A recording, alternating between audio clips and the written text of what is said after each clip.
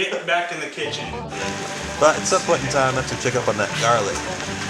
What I thought was a garlic clove was actually just a really tiny onion. So we don't have any garlic. We have an onion.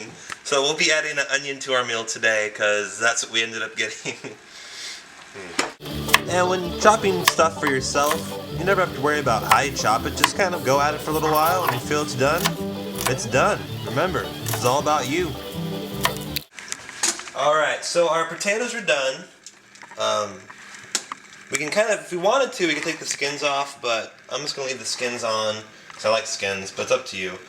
And the typical scenario is you never know if you're going to have a strainer. So even if you do have a strainer in the house, one of your roommates might have took it with them, used it last night, might be in their room and in their laundry, you never know. So all you have to really do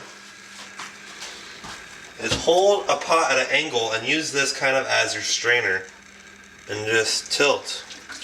And you can normally get pretty much all the water out.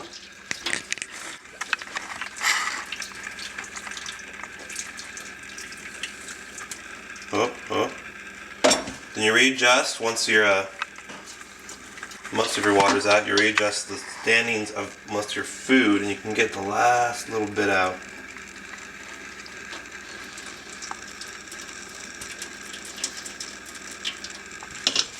It's just that easy. So these we're going to put on this plate over here. And we're actually going to cook our meat and onions in here. But I've made this dish normally with garlic, bell peppers, mushrooms, any kind of vegetable you want to put into this, you can. Because it's whatever you have, right? So when you get home, like, I'm going to go cooking. Whatever you have in the fridge, you're golden with.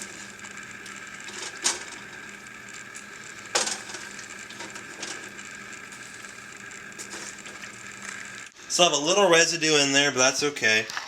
I'm going to use this half stick of butter as my base and throw in my ground beef and onions. So remember, it's not about portion size. Whatever it is you have to use, I personally prefer to add as much beef as possible because that's going to add flavor. And this is lean beef because, well, typically the fatty beef is cheaper, but spend the extra 10 cents and buy the lean beef. Throughout this entire scenario, there's downtime. So you can drink a lot of beer. You can text the ladies, call your friends, see what things are going on, you know? You don't have to spend that time cooking. You have a lot of free time to kind of get stuff accomplished, you know? Do some homework, play some foosball, whatever you want to do, you know? This is just beautiful right here. Take a good shot of that. The butter melting and all the onions and all that stuff. I'd say this is looking pretty good. Pretty good. If you have any roommates in the house that do cook, they're completely offended by this. My roommates used to come home and look at me and just be like, John, what are you doing? Just walk away.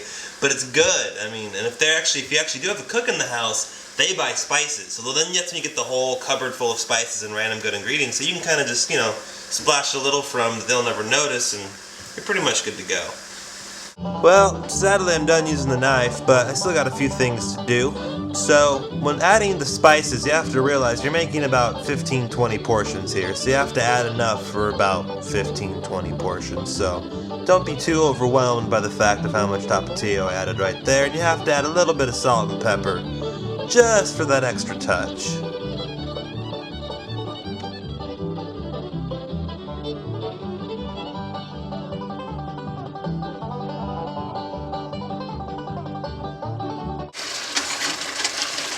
We'll give this another minute to cook. I'm seeing like potato skins and stuff pop up in it right now too. That's funny. The best thing about this also is whenever you watch those cooking shows and see things on TV, it's all about health code and stuff. I'm the one eating this. It's my hand. If I'm willing to go like that, I'm willing to stick it in the same food. So it's my fingers, and I'm the one that's going to eat it. So you don't have to worry about anything when you cook for yourself. So what we're going to want to do is add our potatoes back into our mix.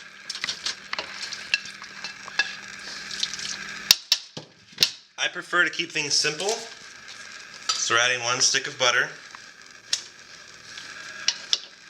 And my hands are disgustingly dirty now. I might eat sloppy, but I'm a clean person. And then, also, you probably only need about half a can of condensed milk, because condensed milk's a little bit more potent than regular milk. But, for simplicity's sake, you just add in that whole can of milk. And what I like to do, too, you have this nice hot burner. So I actually move my plate back onto the hot burner just to get that extra heat into the dish. And now all I have to do is mix my mashed potatoes together. And in about 5 minutes here, it's going to be a nice, smooth consistency. Much better looking than what it looks like right now.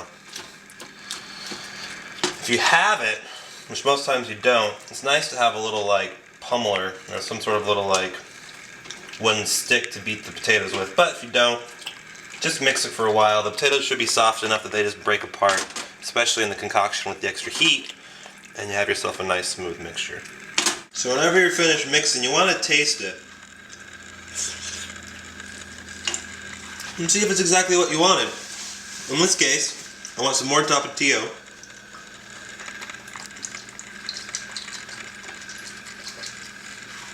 And salt and pepper. And I really am missing that garlic. Garlic would be amazing in this right now. And the reason it looks like a big pot of beans is because we didn't take the skins off of the potatoes. So it does look like I just made a giant pot of beans, but I swear to you, it is the mashed potatoes we've been making.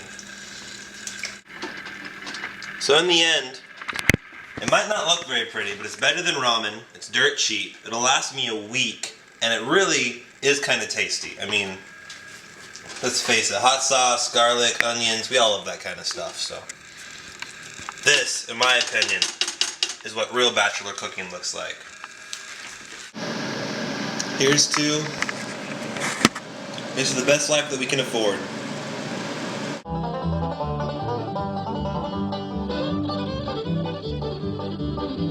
So good.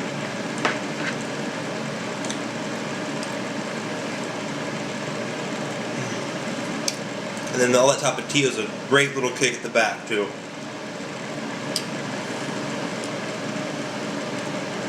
And it's chunky, but I don't care.